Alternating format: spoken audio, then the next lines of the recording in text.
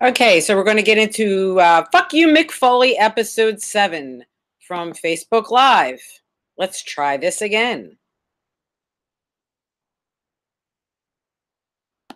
Good evening, Facebook Live. I am Angel Amoroso, and this evening I am here with another episode of Fuck You, Mick Foley.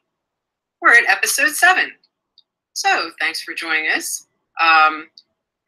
Usually I wait until a few people join me to start. So Bob Rapowinski joins us. Welcome, Bob. Candy Cap Freddy joins us. Welcome, Candy. What I'm going to do is I'm going to get back to the comment section after I go through and play a few videos, and then I'm going to read some comments.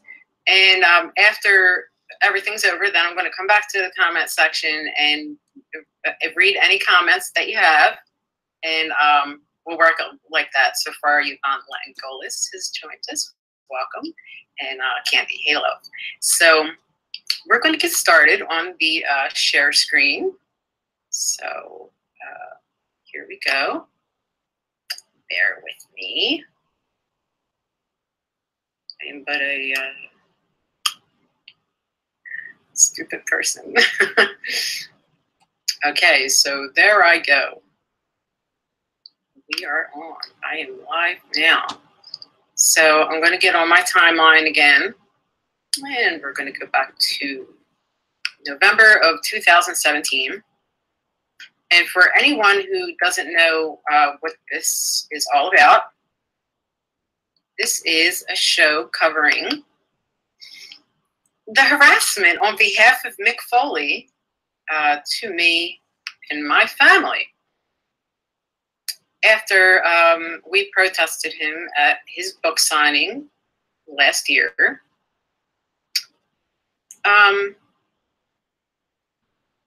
Yeah, I'm just going to go through all this. I don't think that he should be a representative for Rape and Incest National Network. I really don't. I think it's very inappropriate, and I think that he should step down. And I think that anyone who doesn't see this the way I do is absolutely insane. So people have been questioning the situation, and as far as this particular show goes, I am not doing this show to harass Mick Foley. Okay? I just want to make that clear. I'm doing this to show everyone how the truth gets twisted around, and then victims who don't deserve it then get harassed and cyberbullied and gang stalked and everything else. So I'm not doing this, you know, to harass Mick Foley, as people are messaging me saying. And just to get it cleared up, I'm also not doing this to try to get any work in professional wrestling. So when you guys sit down and you watch a few minutes of something like this, and you start coming up with these crazy ideas and angles, and oh, and I would love for you to do this and that, and I thought of this and that for my promotion for you to do right now. No, let me just explain to you that if you have sent me messages about this stuff and I haven't gotten back to you, the reason is because I'm not interested. This is not a stunt. I'm not doing this to get wrestling work at all. I'm not looking for work in wrestling. And if you guys would just listen to just a few minutes of the videos that I'm showing and the stories that I'm telling, then you would understand why I don't want to be involved in wrestling. I don't want to be around wrestlers, and this again is not a stunt, and I'm not looking for work, so please stop asking me. Although I'm flattered, I'm just not interested. So first up, we're going to go to this post from December 8th, and this is from I don't know, I got this on Twitter, and one morning it just popped up. This Duke loves wrestling, so I suggest maybe you go over and visit them on Twitter. I think they have a Facebook page as well. I'm going to go to the video so that we could play it.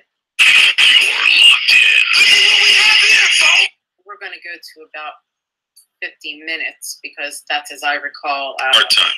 When, no, man, very respectful. When I listened to it as to when they started actually talking about the issue. They had other guests on. If you want to listen to this whole show, you can go visit their YouTube site. Something. He's a Spirit Detroit. He's out of his mind. Sorry. He's out of his mind. Trying to move this. All right. Let's just start it here. People who can do a little bit better in getting me questions. But other people in the wrestling world, people I know reach out to you directly. They go out and they talk to you directly. Go a little bit beyond. There's people behind the scenes. Reaching out, going, hey, because no one wanted to talk about it. Yeah, and you know, it was really, it got a little intense. I'll just say that. It got a little intense. And quite frankly, I don't care. Loves wrestling. And that was a similar to when we were talking about the CTE stuff. Sure. These are sensitive topics for people who have money invested in them. We're just fans. I mean, I'm not a fan, but you're a fan.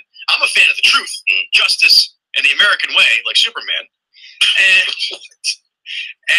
so I don't mind covering that. I don't mind going there. Sure. You say, look at this topic. I say, that's ridiculous, or whatever. And we go there. And, you know, every week listeners come back. Yeah. Yeah, they're coming back for a reason. Well, and again, I mean, it's, you know, we're funny. I'm hysterical. I'm one of the funniest people alive. And so they're coming for that. But they're also coming because there's stuff in the news that we hit, and I think they're entertained by it, and I think that they know we're going to have an interesting take on it. We're no dummies. Well, and it provides people with talking points, too. You know, how do these guys perceive this issue? People that we respect as far as their opinion is concerned. But also, we're nobodies. Just like the people listening to this show. Sure. Our whole audience, they're a bunch of nobodies. Just like us. Well, speak for yourself.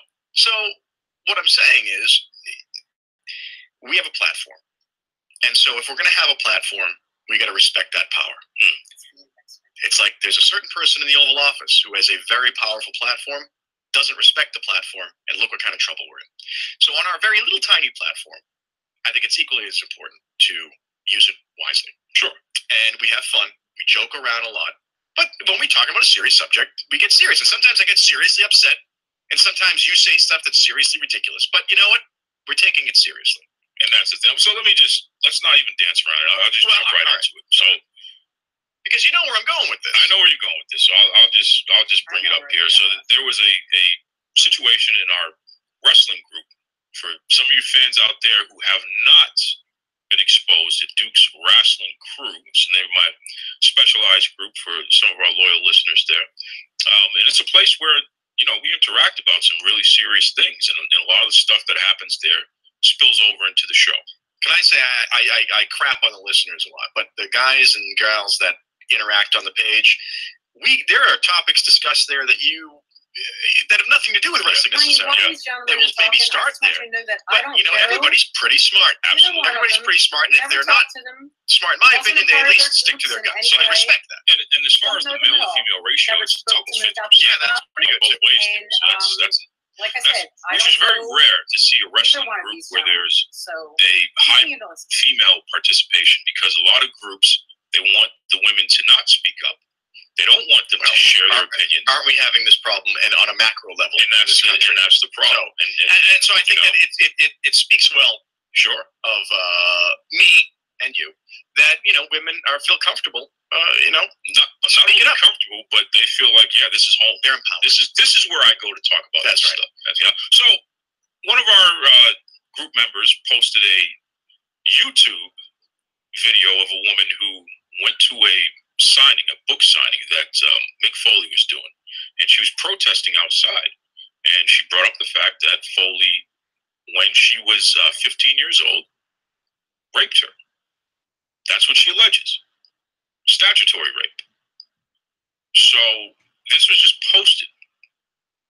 Factual. This is what this person is alleging. This is what happened. No one is saying that it actually happened or didn't happen, other than this is the video. This is what this woman is alleged. So the video is out there. And one of our people in our group shared it to the group, saying, yeah, take a look at this. This is what's going on. Exactly. This is the news. You guys cover the top stories in the world of professional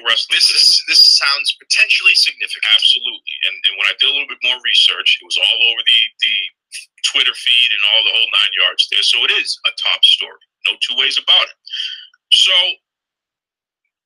suddenly I started getting messages privately. And at first it was just one. And it's like, all right, well, I expected this person to send me a message and whatever, sure. But then it was another and another. And they were just saying these things. Well, Mick Foley's a good friend of mine. I've known him for decades. And how dare you allow something like that to be posted? And, you're really hurting your reputation and et cetera, et cetera. And it's like, what? No one said one way or the other, right? No one gave an opinion on the issue. Just, here's the issue. News. So I thought that was kind of strange. And not too long after, I started getting other messages from people who don't want to speak on the record for whatever reason. And maybe that'll change someday. But other people who corroborate what the woman was saying. Interesting. Which is, we're getting into some heavy stuff here. Yeah, absolutely. Okay. So my point is, yeah, I'm going to allow it to be posted in the group because it was just what's happening. And you know what? Yeah, we're going to talk about it on this show. And I wasn't there. And there hasn't been any legal process.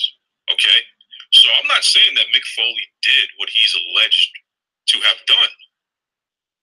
And to be fair, Mick Foley, for the past, almost decade now, he's been a prominent proponent of supporting victims of sexual assault. He's raised money.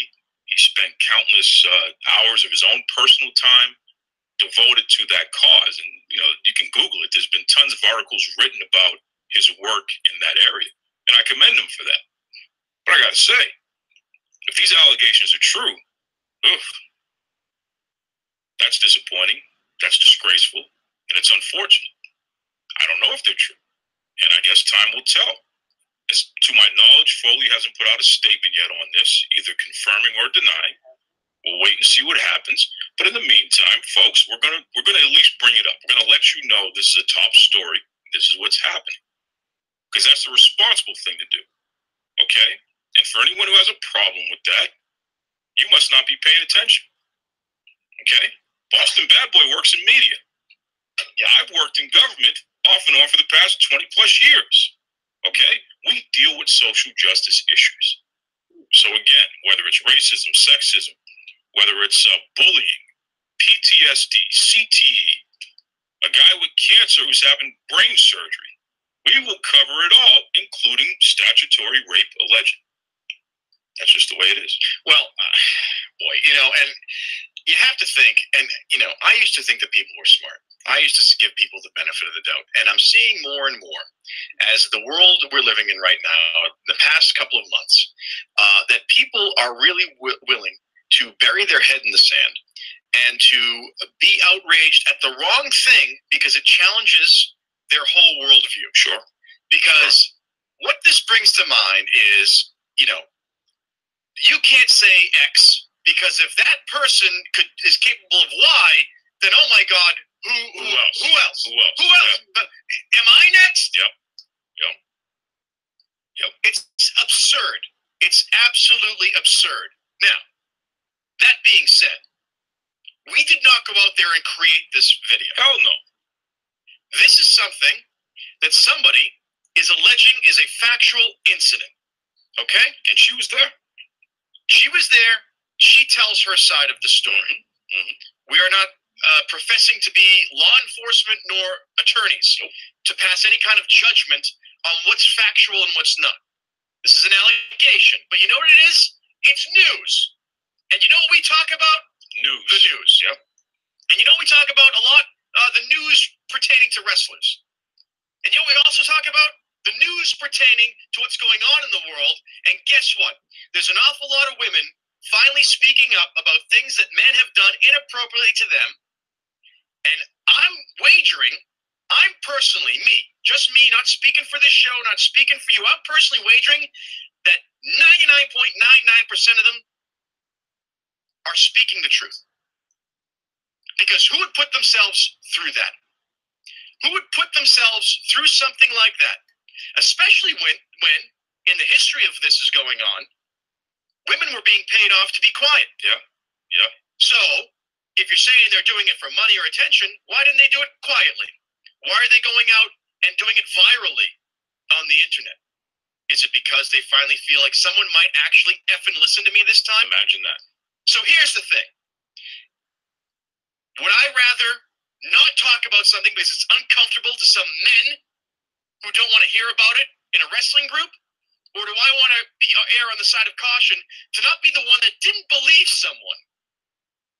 Or at least didn't follow what they were trying to say and give them the ability to speak what they want to speak and let the law and let the investigations and whatever happens figure it out. Sure. Anything less than that is unethical journalism. Now, you and I, this is not Walter Cronkite and Edward R. Murrow, even though, boy, would I love to be. But if we can strive to be like that, I think it's a win here. Exactly. And if you can't understand that, go listen to another effing podcast, because I'm sick of dealing with people like that. And I know 99% of our audience isn't like that, but I know there are some twerps that listen, and they want to tell you privately, in private, you know what, come on this show. To all those people, and I know who they are, who sent Duke messages, come on this show and open your mouth. Come on this show and talk about why you think certain people are above being talked about. Tell me why. Come on and explain it. Put your name on it. And here's the problem. Because you know who put their name on it? This woman who's doing the accusation. And her name is Angel Amoroso. Yeah. She went out there. She put herself out there. Completely. So, again, it's an allegation. Yep. You want to be an allegation? You want to be a denier? You want to be a person who says we shouldn't talk about this? Then put your name out there on it too. And we'll talk to you. I'll talk to you. And here's the thing. And let's see what you have to say. You know why? There's nothing they have to say. And I can't vouch for anybody. Absolutely. I can say, listen, I know this person, and based on what I know, this is what I know of their character or expect of their character, but I wasn't there. So for people who go out on a limb talking about what they think they know about other people, ooh, right, that's bad news. Right. That's bad news. I'm sure a lot of people didn't realize that Kevin Spacey was whatever the heck he is at this point. Right. You know what I mean? Or our buddy here who just had to leave. Al Franken. I'm sure a lot of people didn't realize that guy of all people. And you know what? And the thing that kills me is I hear this a lot, and you see this a lot. They were always nice to me. Sure. Here's the thing. I don't think a guy like Kevin Spacey was just walking down the street, grabbing people by the genitalia. Yeah. I don't think that's what. I think it's a little more calculated. Exactly right. Yeah. I mean, it's not like people want simple answers to stuff like this. It's like, all right, monster, not monster. Yep. So there's no such thing as someone who's a total monster or a total not monster. They're a human being. Exactly right. Sure. So if that's in their MO, to be a creep, to not respect women enough to respect boundaries, to assault women or to harass women, or to potentially be raping a child. Well, right. Statutory or otherwise. It doesn't mean they're going to go around shooting little baby puppies. Absolutely. You know what I mean? So to say, well, I know that my interactions have been good with this person, so there's no way it could be bad. I would never do that. I wouldn't do that for you. I wouldn't do it for my own mother. Nor should you. And I think that, because everybody's human. Everybody has their own path that they're on for whatever reason. And these people who are messaging you should know better than to go out on that kind of a limb. Because they don't want you or I, and you'll know it'll be me, to name names of the people who were deniers and apologists if something bad were to come out for this. Well, I mean, I just think that people just have to keep in mind that this show, we're going to, and we said it from the beginning, we're going to tackle the tough issues. That's right. And we're going to do so in a intelligent manner, but we're not going to shy away. We never have, and we never will. No. And the fan base doesn't want that. They want us to talk about this stuff. You know what? Let us know. I'm interested in let us know. Let us know. Sure. But you know what? If you're going to let us know something, put your name on it. Yeah. Because our names are on this. We're here right now talking in our voices with our names. If you want to hear a show that doesn't deal with this type of stuff, there's a million options out there. That's right. But there are very few that go where we go and do it in the manner that we do it. But guess what? People keep coming back, brother. I think I'm rubbing off on you a little. You're putting yourself over there, and I think I think I show over. I think I had a little bit to do with it. And I'm putting our audience over because you're intelligent enough to know what's going on here. Okay, so you had to go there, folks, and we're going to continue to go there because that's what we do. I just think, you want to say something, come out there and say it. Sure.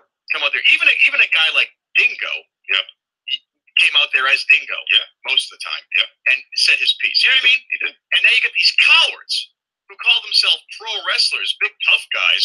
Oh, big tough wrestlers. They want to run their mouth, but they only do it in private. But then you have those pro wrestlers who said, "Hey, look, we know that there's some fire where that smoke is." That's exactly right. So whatever it is whatever it is. And once again, just to put a bullet point on this issue here, there's no legal process as far as I know thus far. We're not saying anyone did anything or didn't do anything. That's right. We're saying this is what's being alleged. That's right. That's the news. When there's an update, we'll update you. That's right. Okay? Yeah, we're not gonna try and insinuate one way or the other. Listen, we were the only podcast that did not bury Alberto El Patron when that allegation of domestic violence was happening. And everybody else buried it. Because everybody jumped to a conclusion. They jumped to a conclusion. And guess what happened? We never did that. We said, wait a second. There's a lot more going on. Let's wait and see. Let's wait and see. And what happened? Oh. She beat him. Yep. And we reported on it. So don't tell me that I can't talk about these allegations. All right?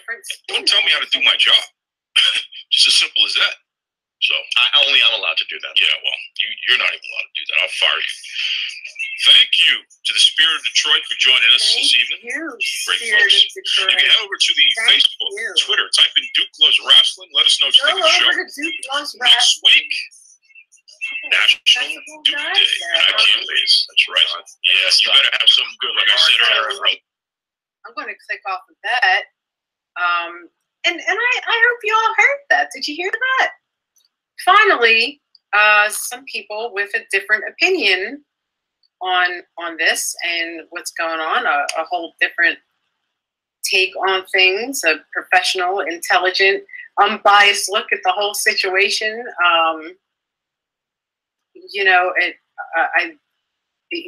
You heard it yourself. They were contacted by people that said, listen, don't talk about this. Don't talk about it. Bury it, and it'll just disappear. So let's try to go to this video. Oh, okay. Sorry about that. Did we already play this one?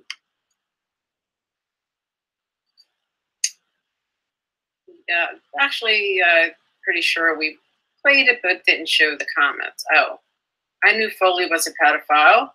Meltzer, really, what the fuck? You're going to have to explain that one. Can't imagine it. Meltzer's autistic as fuck, so he should remember it. Okay. I can't say for whether or not Meltzer's autistic. Okay. So that was in response to this video here. I don't know. Okay, moving on. My response to this was to show everyone this weird-ass sick picture that someone sent to me as trying to irritate me in some way, that I stand with Mick Foley. I am Santa Claus. Whose lap is your child sitting on?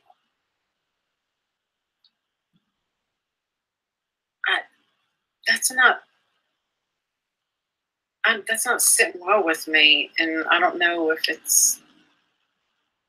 Okay, that's all I'm going to say about that for right now. Okay, let's try to go to this video. Oh, okay. So obviously now. Our YouTube videos are being deleted. That's a more current one that's been deleted because that was just up not very long ago. Wow. Okay. Let's try this one. Okay, that's there. And let's just pause because that's like 42 minutes, and I'm not going to play that whole thing. This was actually additional footage of the book signing, and we are going to go to some comments under that. Okay. This woman is pure evil.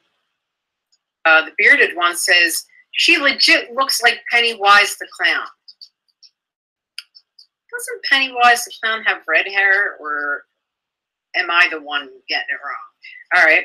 Claire Redfield says, what happened exactly? Why is she claiming that he had sex with her, and does she even have proof?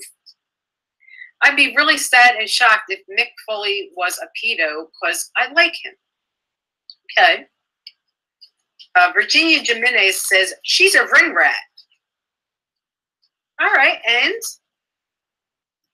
Claire Redfield says, I'd love to hear his side of the story. What made her talk after all these years? Yeah, you know what? We would all love to hear his side of the story, and we're still waiting. David Fulman says, this was just 1 month ago. While I doubt Angel may have been taken advantage of by more than a few, I just cannot see Mick Foley being one of them, and this really was not the best place to bring this up. This was just a month ago. So you see how this is still going on. Roberto Soto says, I want to know why she waited over 20 years to bring this out. Where's her proof? It's like I'm reading the same question over and over again. Gigi Allen, it's a disgrace for whoever this is to be using that name, says, he does a lot of work for RAIN organization. LOL, whoa, what if? Now this same person just, he's trolling me on YouTube, and it says stuff like, oh, I don't have 2 hours to watch a video. Where's your proof? Like, I want to know from the people watching, when you watch podcasts and different videos and shows on YouTube, what's the duration usually? Is it like an hour, 2 hours? Because if someone says, I can't watch a video for 2 hours, but not even watch it for 5 minutes and then ask for proof, how do you know that the proof wasn't in the video within the 2 hours that you didn't watch? You see what I'm saying? So whatever. Scott Worley's here and says, she accused a lot of wrestlers of this. The bearded one says, she's tried so hard to be a victim, she's embarrassing herself. People like this make me weep for the future. I don't have to try hard. I am what I am. And as far as me embarrassing myself, yeah, take it how you want. And cry me a fucking river, crybaby. J.R. Wizzle says, these are some pathetic liars that want attention so bad. Andrew Creamer is back to say, please get the professional help you need and stop embarrassing yourself like this. So these are the same people that say things like, you know, I never heard of this before because you never brought it up. But now that you have, shut up and stop embarrassing yourself. You're a liar and you're a ring rat. Although we don't believe how it is you got to be a ring rat, because when you say that you had sex with all these wrestlers, which is how one becomes a ring rat, we're going to tell you that you're lying about what you're saying. So am I a ring rat or am I not? Or is that just like a word you want to just throw around and not really know what you mean by it? I'm not really sure how people's minds work and where they go. Let's try to play this video here. Mick Foley accused of sexual misconduct with a minor by Angel Amoroso. Info. Oh, whoa.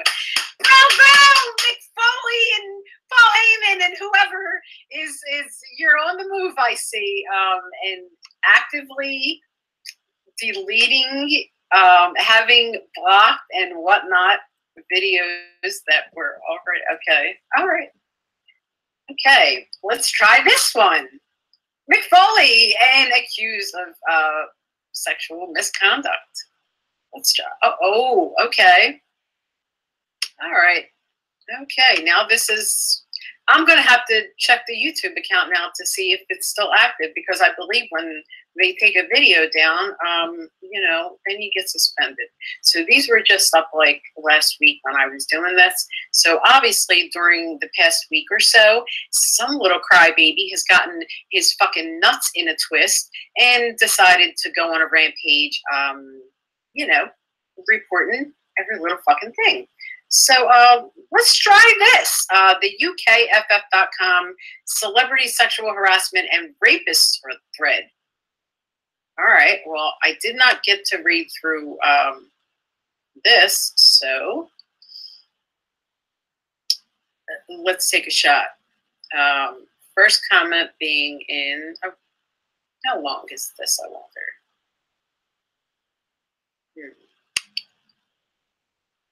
Okay. This is pretty long, I think. Oh, wow. 10 of 23 pages. Okay, let's just start with this comment. No use for a username. Says that I wouldn't be surprised if Mick Foley slept with this woman when she was a young girl.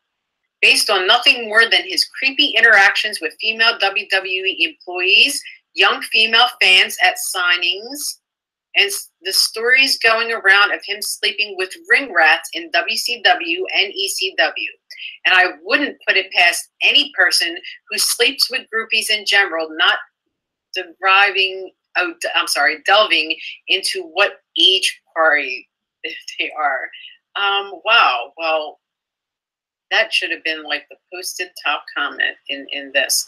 All right, right now we're on page 10. We're just going to go down a little bit and see what's interesting here.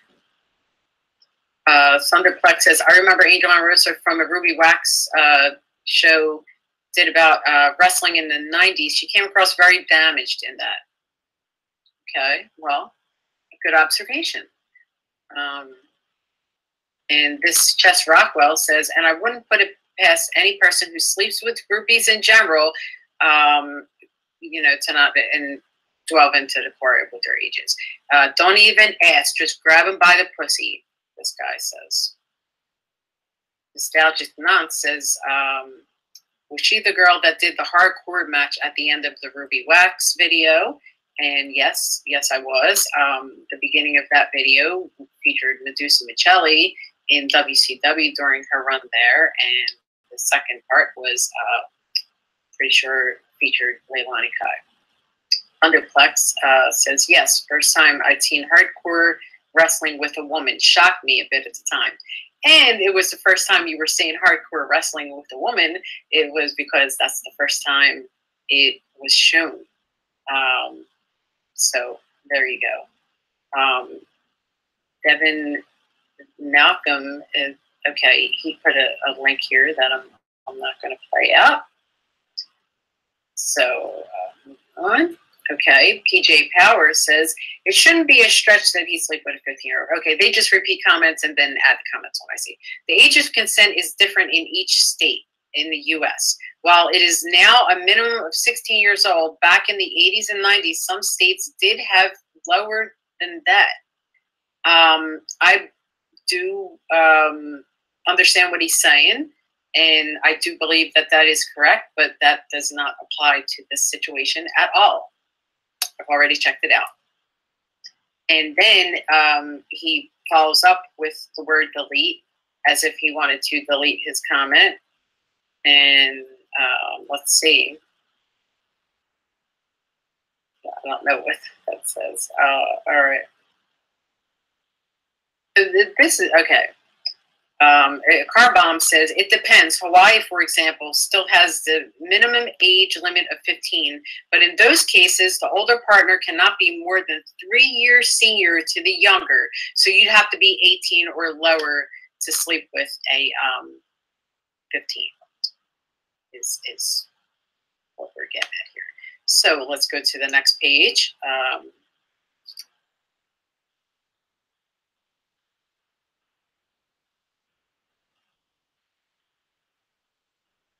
Some of these are about different people.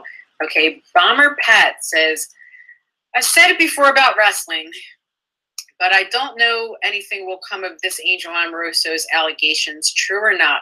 I think the wider world just assumes that wrestling must be a horrendous cesspit, so won't really touch it with a barge pole regardless. To get any kind of Weinstein-esque broader media coverage on it, it would have to either be something truly horrific that happened or have involved someone like Hogan. Isn't that terrible? Not that it should matter, but it doesn't help that she was a worker. There's going to be the typical, well, you kept working with these people, so it couldn't have been a big deal criticism. But also, can you get anything more untrustworthy than a down on their luck ex-wrestler? True or not, that copied with the way she's trying to expose it with a YouTube video of her ilk you'd find on any conspiracy nutters account isn't going to help her case. It comes across more to people like on the David Luke forums, screaming about the Illuminati child sex rings than a serious allegation. Not helping by the only other video on her account being from Tom Valentine's far-right anti-Semitic conspiracy theorist. So what? What's that got to do with anything? Flair and plenty of others are in the video too. I wouldn't be surprised if someone has already tried to match timelines to figure out how viable her allegations are. I watched the video with the sound as I am at work, but what's the content of the Paulie promo that apparently admits that he abused her? Well, you've all seen that video, and I had just turned 19 when he did that video, and if I could be known as the most notorious groupie in professional wrestling by the time I'm 19 years old, you got to think about what that comment means. Shoot. Okay. So this has Hayashi says, I think they have a lot more to lose in terms of PR with regards to Make-A-Wish and with women related to cancer charities. Linda is also in the Trump administration regarding small business. I think they are also potentially a bigger target than ever before. It just requires one reporter to say, fuck it, and start digging. Just one. However, no one will give a shit about a messed up wrestler making accusations. It would need to come from a child or a celebrity for anything to gain traction. Until then, I agree that little will happen, but if it did, it could be disastrous. I just for all this hashtag Me Too and hashtag Time's Up and Harvey Weinstein and Kevin Spacey. I wish people would have listened to me when I was 15 and 16 and 17 years old, or 14 or 13. They could have listened to me at any point, but they didn't. And, you know, this is just so sad. Armbaum says, this is the thing for me. Even after all this stuff that's even wrestling fans know and are the worst kept secrets ever, nothing ever happened. And look what happened with Benoit. That was in the mainstream media. Wrestling was placed under scrutiny for probably for the first time ever, and still no questions were asked, no investigations or inquiries were made. Well, I disagree with that. I think that the Benoit situation was covered a lot, actually. Okay, wow. Bomber Pat goes on to say a lot here. So there needs to be the impetus for the media.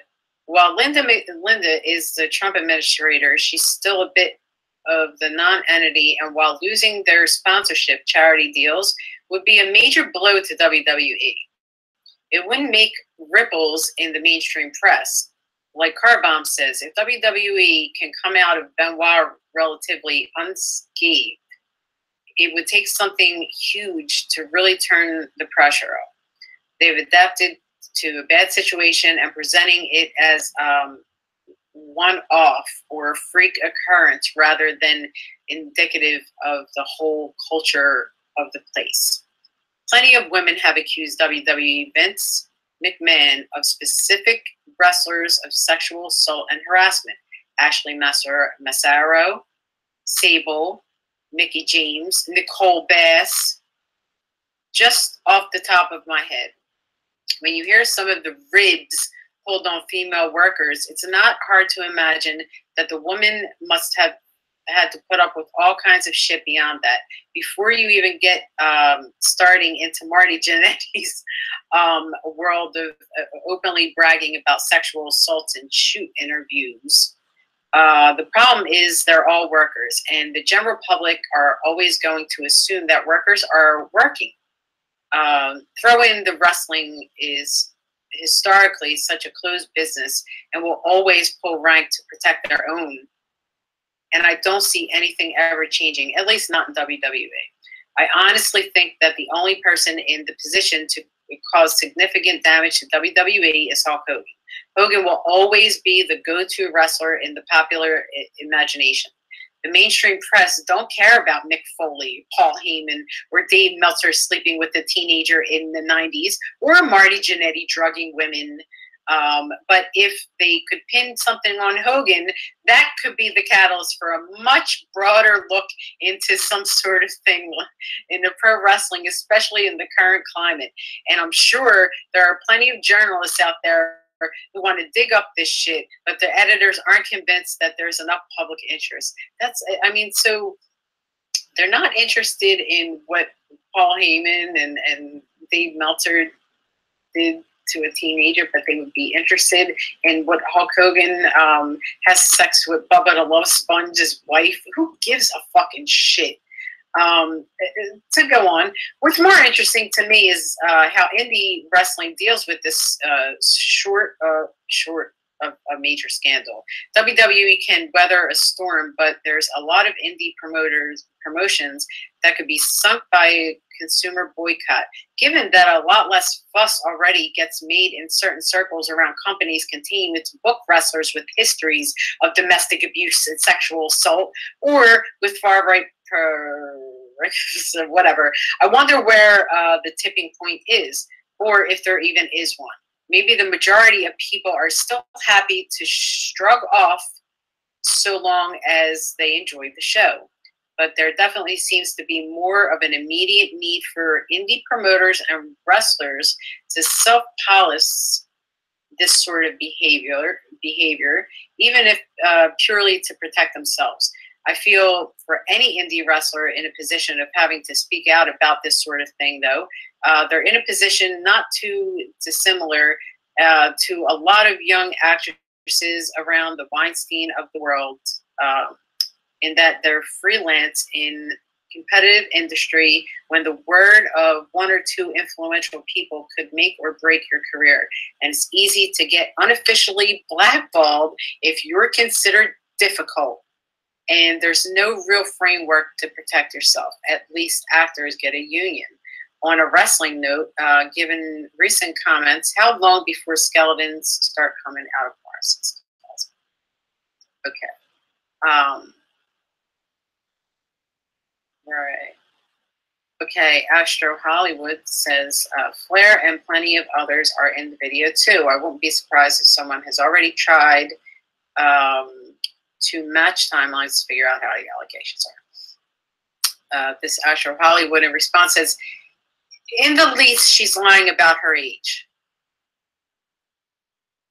At points, the timeline she presents seems to suggest she was 15 while she was in ECW. Right away, I shouldn't read the rest of the comment, but I'm going to just to show what kind of idiots people are. It's possible she's been knocking years off her age for so long that she's convinced herself she's younger than she is. Yeah, because I'm that delusional that I'm going to convince myself that, okay.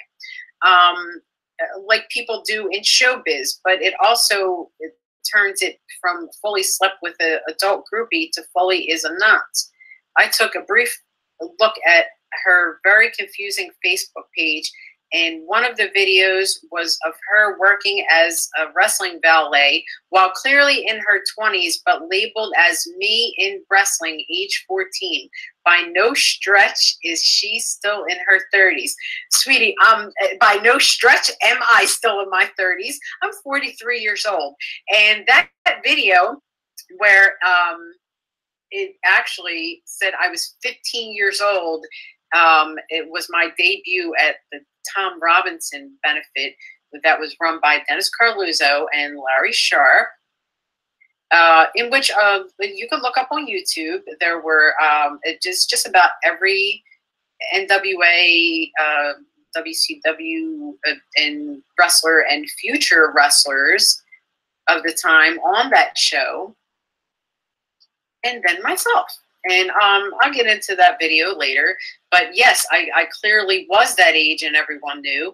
And a few other people had it up, put it up on their websites, and put the debut of 15-year-old Angel Amoroso. So go look it up, asshole, for people who know better. Okay. And I didn't bring up Tom Robinson. People ask me, why have I not brought up Tom Robinson as being a child molester? And who says I didn't? Number one. Tom Robinson was one of my first boyfriends, and at like 12 years old. So it's not that I haven't brought up Tom Robinson, but because he's not in the wrestling category, you people just don't care about him because of that. So that's the answer to the Tom Robinson question. Okay, the Andrew Dice Clay or whatever says, I don't understand her Facebook. ECW stuff just doesn't add up. But her initial allegations seem to make sense. Like she said, in 1990, she was 15 at Tom Robbins' memorial show. Okay, he read that, where Cactus Jack worked. And apparently, that's where he molested her. That I can believe. Okay. But she looks quite young in those pictures on her with Sid Vicious, where she's grinning like a madman. But she wasn't 15 in ECW if she's claiming that she just, you know, he got it right the first time. But I don't know where these people, they get half of the comment right and then half of the comment wrong. Yeah, I was 15 years old at the Tom Robinson show. Yeah. I mean, I look quite young in the pictures of Sid. I have a grin like a madman on my face because I was fucking drunk in a bar and fucked up on drugs, the drugs that all your fucking superstars would supply me with. So yeah, I had a madman grin on my face as usual because that's the kind of little girl I was. Yeah. So I don't know what you're trying to say there. I was actually 14 in that picture. If you want to go back and look at the date on the bottom of it, that's clearly listed. So and that's another one that, as I said, I haven't gotten into telling full stories about, but Sid Vicious was something that I thought was a huge relationship because it happened so many times in so many different states in so many different ways. Like there's so many different ways that you can violate a child, and he took advantage of every single solitary way that he could. So moving on, Astro Hollywood says, in what's probably the highest profile in terms of power since Weinstein Pixar's, whatever, blah, blah, blah. Okay, he wants us to look at a link that I'm not going to get into because this is lots and lots of pages long. Thunderplex said, honestly, didn't expect that one. Oh, Jazzy, whatever, goes into it. So here we go. There needs to be the, all right, hold on. Okay, this is the same comment. Yep, okay. At the bottom of the comment, it says, you'd have thought if they were going to go after something like this in wrestling, they would have done off the back of the Rob Feinstein thing. Okay. Palmer Pat says the Feinstein thing was low rent, comparatively speaking. It was in 2004 when indie wrestling wasn't remotely acknowledged by the wider world at all, and was generally assumed to be full of scumbags and con artists anyway. And there was no real broader impetus to look further into the business. if people outside the business took any notice at all, it was just one of those scumbags in the world of scumbags. The culture's different now. Sexual harassment claims are being taken incredibly seriously. Wrestling has weathered some more profile scandals, and independent wrestling is more likely to be acknowledged and covered by more reputable news sources. But there needs to be something to trigger it. There could be any number of journalists who want to look into sexual abuse and harassment in the wrestling industry, and there would be tons. But unless their editor can say the story is viable, they won't give it an opportunity. Again, though, on a WWE level, I think it has to be a major star or a really significant scandal for anyone to start paying attention, and there just aren't too many stars out there. Wow. Okay, let's see what this says. Okay, blah, blah, blah. Blah, blah, blah. We're saying Steve Austin got convicted for domestic abuse. Blah, blah, blah. And here goes his, I don't know, his report on whatever. Not going to get into that. I never had a problem with Steve Austin. Doesn't mean that none of this happened, but it's just not my issue. So, all right. We'll go to page 13 and see what's come up. All right, Dustin Hoffman, blah, blah, blah, Russell Simmons, Matt Damon. Okay, this is pretty much like, oh, just everyone who's been accused.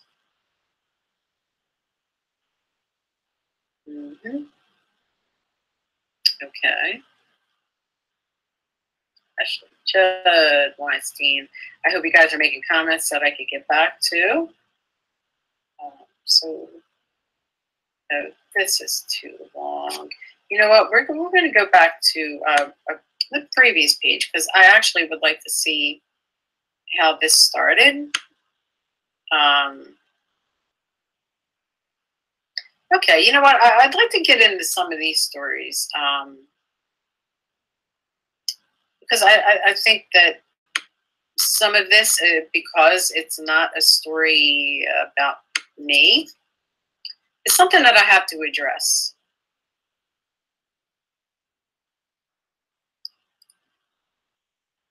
Because as I was reading through some stuff, I actually got a notification on this that someone asked me if this was me that this happened to. So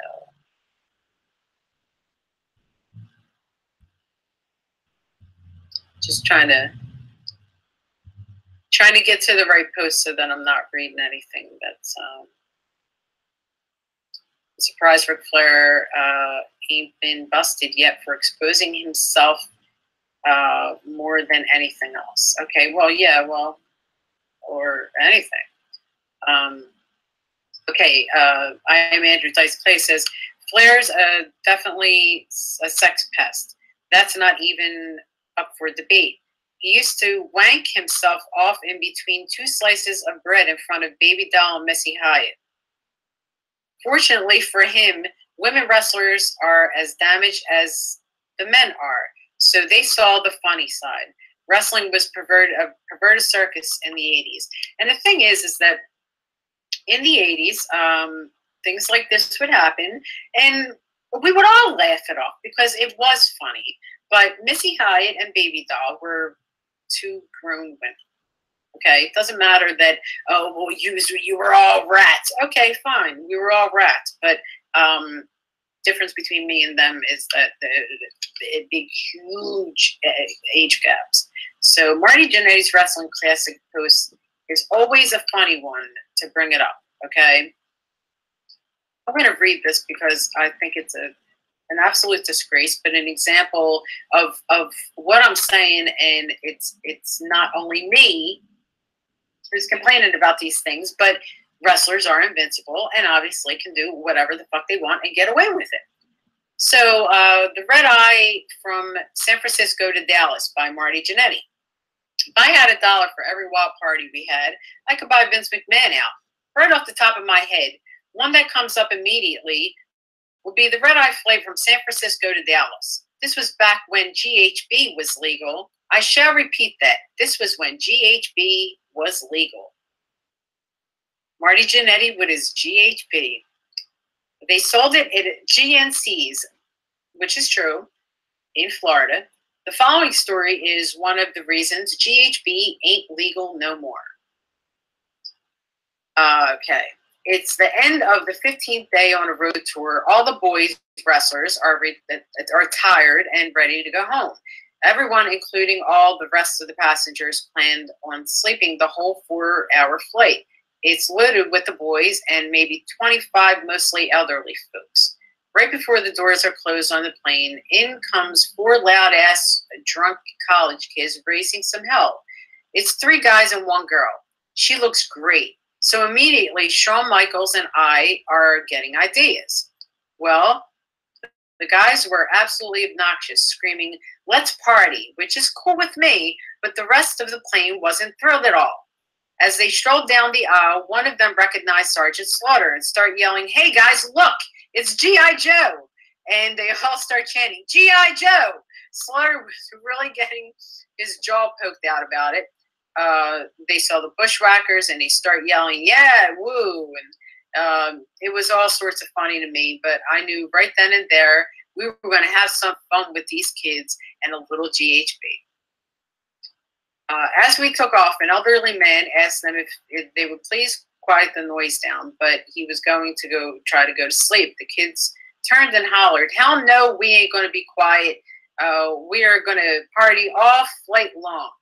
You know, my dick damn near got hard when I heard that, because these boys are going to sample some G, and most likely the girl is going to be sampling me. So that was what I was thinking, and Shawn was thinking the same. We are in the air, and Shawn and I gave a nod to each other. We walk up the aisle and stand next to where these fools are sitting. I take out the G and say to Shawn, "You ready to party?" "Hell yeah," he says. So we get our little glasses of water and mix in a scoop and swallow it down, and it's on. For those of you unfamiliar with GHB, what you do is mix a scoop equal a teaspoon, and now he's a chemist, of it with water, and now they have a liquid form, and it's legal, so you ain't got to mess with all that. And you drink it down, and about 15 minutes later, you feel like 20 beers in and sort of like acid tripping. How would I know that? So these fine young kids are watching with curiosity, and one says, "Hey, what is that y'all doing?" I reply, "Well, this is some stuff for big time parties. What do you guys know about that?" The guy tells me, "Hell, we're from a fraternity. We do it all. We can party anyone, anytime." So I say, "Oh, really? So you think so? You want to give this stuff a try?" He replies, "Hell yeah." I said, "We're from a fraternity. We do it all." So I said, "All right, give me your glass and I'll fix you guys up." The Mickeys come. Shawn opens the bottle as we drop in 1 scoop, 2 scoops, 3 scoops per glass. Trying to fucking kill people. Except for the girl. She only got 1.5 shots. The stuff will drop you in a coma if you take too much. But with the right amount, these boys are going to have a go night-night. About 10 minutes go by, and the first guy says to me, "Hey, I don't feel nothing. You guys are pussies. I told you I could out-party anyone." Well, before he could finish the next sentence, he stops and says, "Oh no, I think I'm starting to feel something." Well, all the boys know that the game plan are alerting each other to get ready. One of the kids gets up and says, "Damn, I can hardly stand up." And the other gets up and runs to the bathroom, leaving me with one guy and a girl. Well, this guy starts slurring so bad I knew he was about to go down. And this is what they do to people, because it was done to me. I told him my name was Steve Lombardi. We were talking, and he turns and says something to the girl and gets no reply. He then turns overhead light, and then she is leaning against the window. Thorough running down the side of the wall. She's out. He jumps across to go to the bathroom and is falling down everywhere, hollering, "Oh, this ain't good." Well, one of the Hepner brothers was the first to attack. The girl was big-titted and wearing a shirt with straps holding it on. Hepner takes the scissors, cuts the straps. Bam, her big tits fall out right in front of everyone. Now all the boys are coming around. Sergeant Slaughter, who is sitting right in the seats in front of her, turns to see, big smiles on his face, and decides to distract the stewardess' attention by going and asking her things. Next, the Ultimate Warrior comes back from first class and asks, "Where is she?" As the boys are taking turns with the scissors snipping off her long, beautiful hair, Warrior starts twisting hard as hell on her nipples. This is on an airplane. She starts to wake up and looks down at her tits and tries to cover them up, but stops, looks, and throws up right on both tits. Mounds of throw up is all you could see now. Her hair is steadily being cut. Well, about the same time, here comes Tallboy from the bathroom with some napkins for her, but he looks and sees this mess. She has throw up all over her, all over the plane seat, all over her boobs, and now she looks like Sinead O'Connor. She's practically bald, just bits and pieces of hair left on her head.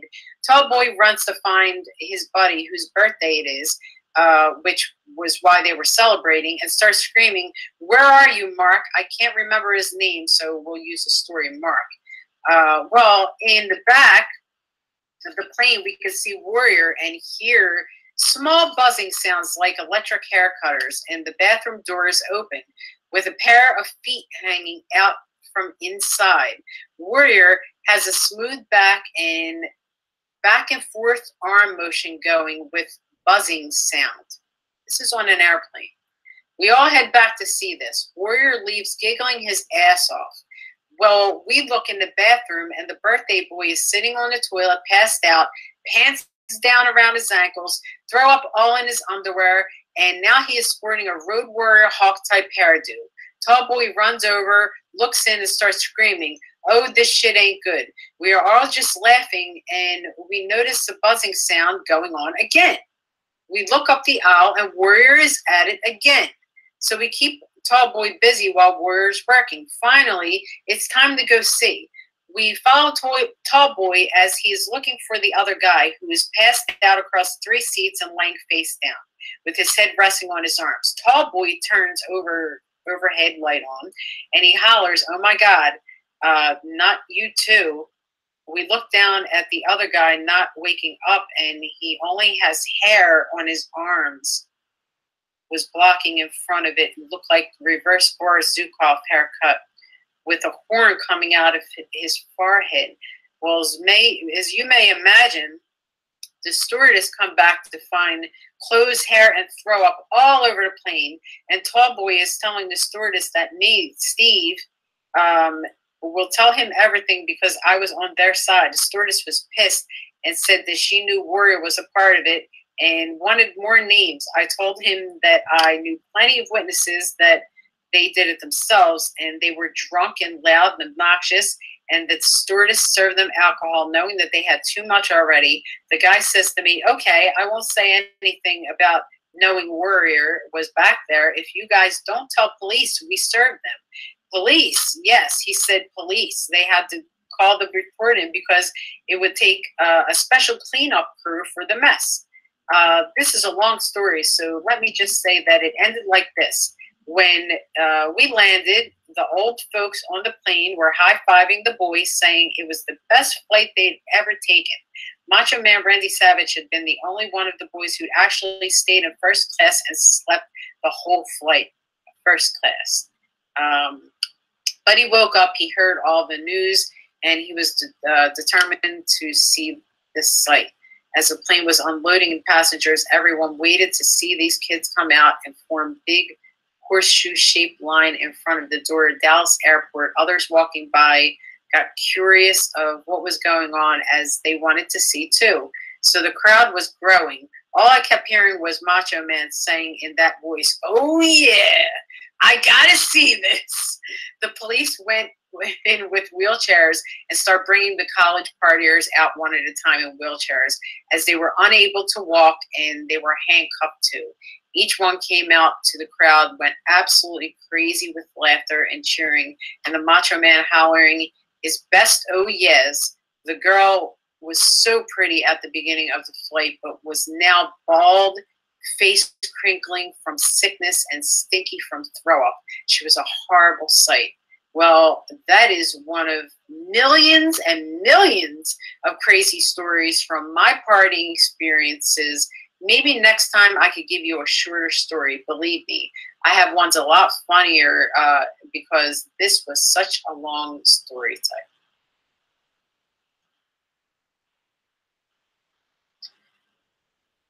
And this is the way they treat people, and no police were called. They drugged people and abused them on a plane. Next is Cousin Jim Bob says, was it one of his shoots where Marty tells a lovely story of him and Sean drugging two girls so they were unconscious, banging them, then writing sluts on their foreheads, shaving their heads, and leaving them passed out outside so the boys could laugh at them? Just another funny party story for Marty Jannetty. I'm sure the wrestling mess is, and will be got to at some point, including Vince himself. Just disgusting stories. This is pretty long. Then people think it's hilarious and embarrassing, resulting in Marty's sudden disappearance.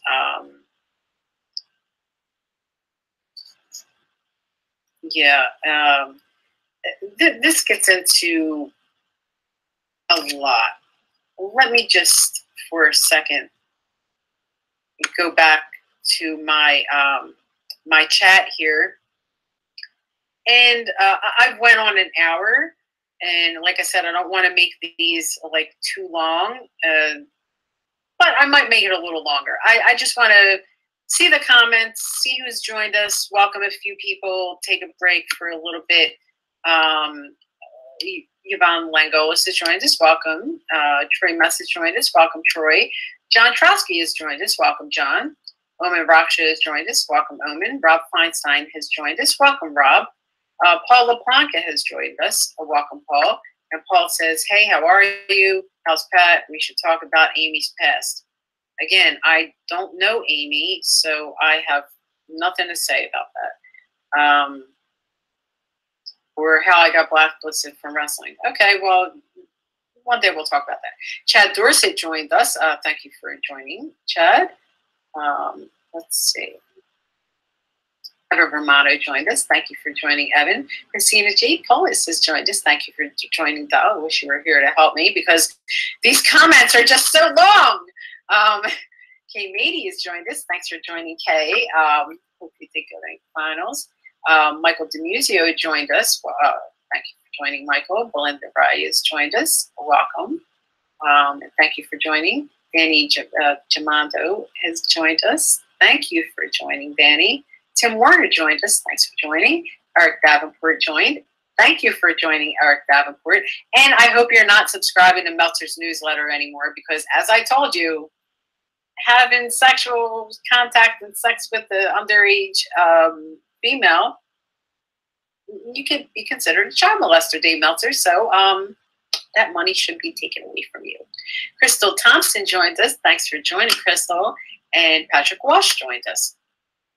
So I just want to actually go back to the sexual harassment thread here and see if there's any more that we could look at before tuning out this evening. Let's see, page 4. And if any of you have anything to say before I get through, now is probably the time because I'm going to come back to the comment section, and if I see any new comments, I will be reading them, or any questions that you might have, I would be willing to answer. Okay.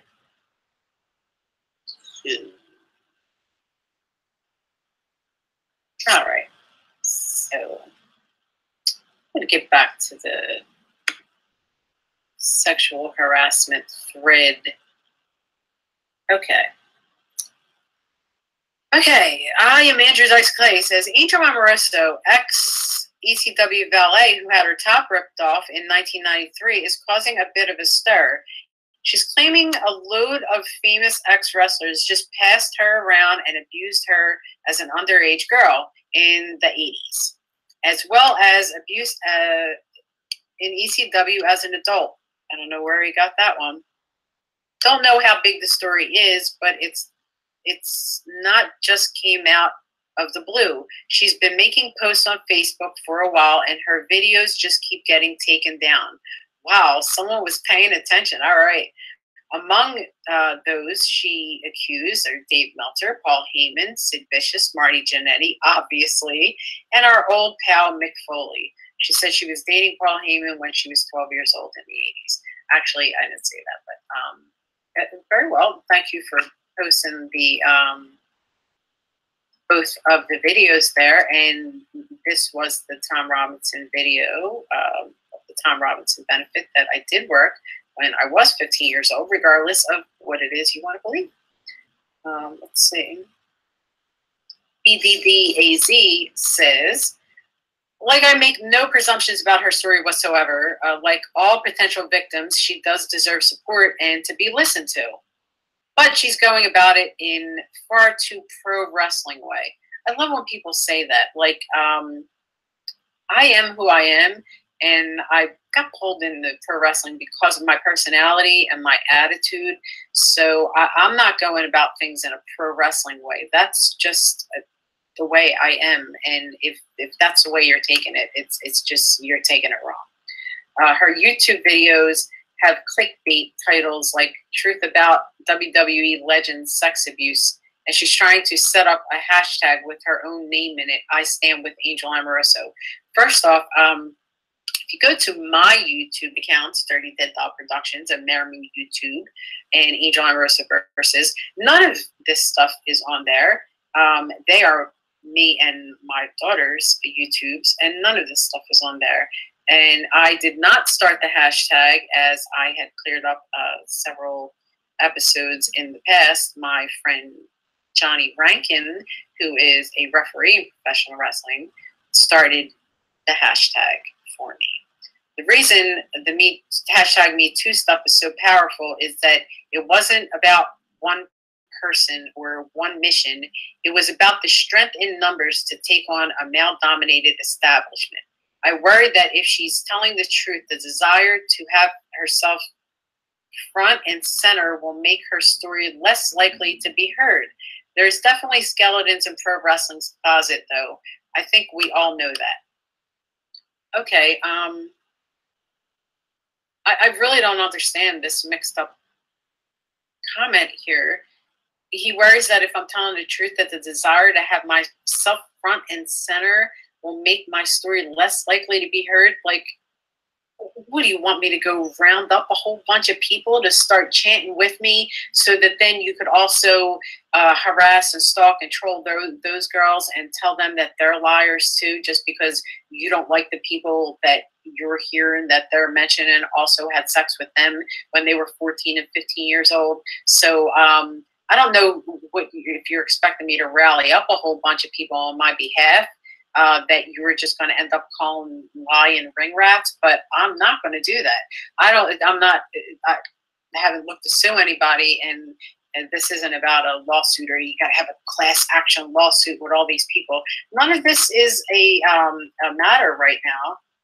This is in the court of public opinion is what I'm reading right now, and what you people are participating in.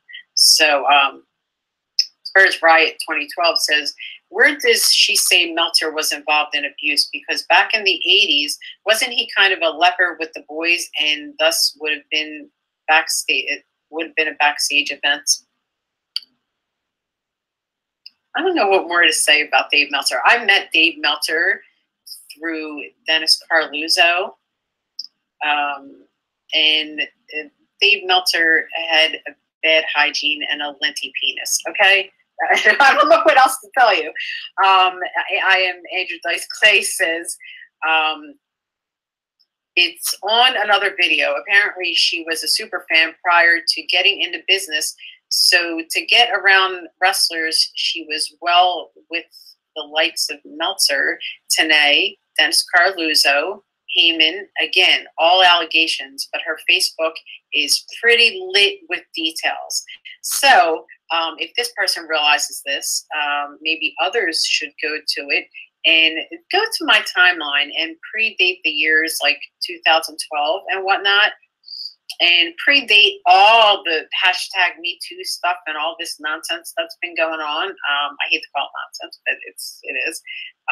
And you'll see that this is not the first time that I am bringing it up. And again, this person shared this video, which I'm not going to play again. No username says, aren't there loads of stories about Mick Foley behaving lecherously towards anyone with a set of tits at signings?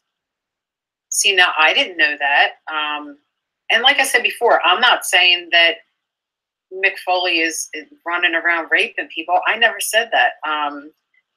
And I never said that he held me down forcefully and raped me. I didn't change my story from statutory rape to forceful rape. I didn't do that. And if people take something that I said out of context by me chanting a rhyming line that says, Saint Nick made me suck his dick. Well, let me just break that down for you, because I must. When you're the age that I was, having sexual activity, and I'm not going to say this to try to knock on anyone's personal hygiene or anything like that, because I'm not going to do that. But if there's something, if you're having sex with a person and there's something that you don't want to do, and the other person talks you into doing it and makes you do it, then, you know, that's what happens. So that's what I said. Now, you know, already having intercourse and then having oral sex after, before, after, it doesn't really matter. But if you make the person do it, then you make the person do it. Now, I'm not saying that the whole situation changed and he held me down and forced me to do it, but you know, I didn't want to, and it was a made situation. So I'm not misunderstanding what statutory rape is in between the difference of rape. I'm not misunderstanding it. It's all of you that are misunderstanding it. So this guy goes on to say, I remember reading an article about wrestlers meeting wrestlers on a website, not wrestling, and some guy posted about meeting Mick Foley and a ring rat in the car park after an ECW show. Kind of undermines the family man stick. I'm also pretty sure the reason he liked to bury Test in his books was because Test called him out on acting like a creep around Stacy Keibler. This guy also says she's protesting his book signings now. Could get a bit rough for Mick. And he posted a picture, which I won't get into. S. Rockwell is back to say, I remember reading an article about, okay, no, I'm sorry. He says, everyone knows he's a lecherous neckbeard creep, though. There's a bit difference from the allegations. Okay, Spurs Riot says, I can pretty much believe that all names she's mentioned might have done this, something like this. It's the Meltzer accusation that just doesn't seem to fit. It could be, it could well be true, not seeming the type, doesn't really mean anything at all, but I would be shocked. Everyone seems to doubt this Dave Meltzer thing. I don't understand why. I mean, if he told people he was like ASAP, it was weird. I admit that I kind of understand, because he's a real weird guy, and sexually he was a very weird guy. So he did things that weren't normal. Even I knew that they weren't normal for my age back then. So yeah, maybe a little autistic or something going wrong with him. I don't know.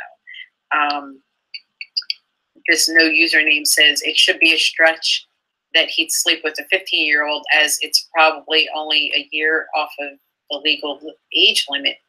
Not that that excuses men cheating on their wives and taking advantage of children. I don't know what that means. This guy says, so what are you saying there? And this says there's some media footage available of the book signing. Now, this technically is new to me, but I'm pretty sure that Foley in the oven roasting slowly, his body temperature has risen over 400 degrees. He's literally stewing in his own juices. That's Tommy Cunt posted that. I actually enjoyed that one.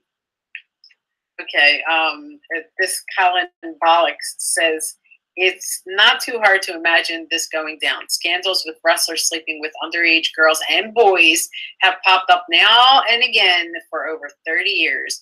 Of course, as that's pointed out, if you were going to go about it in a way to make it easier to discredit, then this is it. Let's see. Astro Hollywood's back to say there's a bunch of stuff about it here, and he gives the link to the Inquisitor, which is very long and has some comments, so I'll get to that another time. Quote, the one thing she does specifically state is that the other professional wrestlers who had sex with her were WWE legends. A user by the name of Destroyer88 said on Mixed Martial Arts Forum that Amoroso claims to have sex with a number of wrestling personalities in 1994. When did I say 1994? Including, let's move on anyway. They keep getting the fucking, they do this on purpose. Paul Heyman, Mick Foley, Dave Meltzer, Ric Flair, Brutus Beefcake, Ultimate Warrior, Road Dogg, Brian Pillman, Marty Jannetty, Arn Anderson. They missed several. Go back and look. There's more than that. Unbelievable. Okay, Snitsky's back acne says Pollyanna has acknowledged on Twitter that she has highly upset Will Ospreay, accused her of false accusation. Okay, oh, well, I'm sorry. I don't know what that's about at all. I'm going to go to the next page, and this no username says, and I won't put it past any person who sleeps with groupies to not inquire their age. Okay. You know what? This goes on and on for like 23 pages, and I'm sure that people probably don't have time to sit in on this. I'm trying to make this, I'm going to close this out right now. I'm trying to make these shows as short as possible, but are informative as possible. But when there's hundreds of comments, it takes a long time to read out. And then some of the live streams are like 2 and 3 and 4 hours, stuff that I don't even want to put my picture up in and sit here and listen to with you. So what I'm going to do is a lot of them, I'm just going to kind of, I'm going to put the live streams up themselves, and then, I don't know, comment from the chat section or something, because sometimes it gets too long and too ridiculous. I'm already at like an hour and a half now. Michael Lashbrook joined us. Thanks for joining, Michael. Patrick Walsh joined us and said, bottom line is most wrestling fans think it's okay for their superstars to fuck kids. And pretty much, yeah. And it's a damn shame that this is still going on, and still no response has been given from any of these people at all. Let's go back to my Facebook for just a second before I end this program here. And there will be a lot more of these programs because there is so much to cover, and people just won't, now they won't leave the situation alone. And as much as I'm being told to not talk about this, as I said, it's going to make me talk about it even more. So, and you know, come at me with anything that you have, because, you know, this is what I'm going to do with it. We're going back here. Just trying to get to, okay, there's me live here. Trying to get to some of the more recent notifications that I had received on this. You know what? I'm not even going to do that. I'm just going to go back to the chat here and see any new comments. Okay, none. So we're just about going to wrap it up for this evening, and I hope you'll join me on the next episode of Fuck You, Mick Foley, episode 8. We have a lot to cover in cyber stalking and gang stalking and all kinds of stalking and bullying that took place as a result of this, and I hope that you'll join me back whenever I decide to come on these rants. If you'd like to get in touch with me on any form of social media, I am on Facebook here at Angel Amoroso. I also have a fan page on Angel Amoroso called Crazy Cunty Clown Posse, which you can like and see different material there that's not on my timeline. I also have groups, Wrestling Bitch and Comment of the Day, that you could join. You're welcome to join. I also have Angel Amoroso Versus. That's another Facebook that you might want to get onto. And Angel Walsh. If you'd like to get in touch with me on Twitter, I'm at Angel Amoroso 1. And on Instagram at Angel Amoroso for you. And at YouTube, Angel Amoroso Versus, which is my station dedicated to the subject of gang stalking and my new show, Fuck You, Mick Foley, as we will be doing several episodes there. And whenever Facebook decides to take me down for boobs and butts, it will be specifically there. So please head over there, like, dislike if you dislike, comment if you have something to say. But please subscribe. I need that count up so that I can start doing live streams on there. Trying to get it up to 1,000. So try to help out there. And the other YouTubes are Dirty Dead Doll Productions, if you'd like to head over to there, where we have auctions and different wrestling material, movies, and so forth that I have been involved in. And also Maremou YouTube, MareMoutube, which is all wrestling material, movies, MMA fights, documentaries, films, and everything that Angel Amoroso, Tower Titanium, Maremou Moroso, and several other characters that I've embodied. There's material on there of all of them. So until the next time, please have a great night and a great life.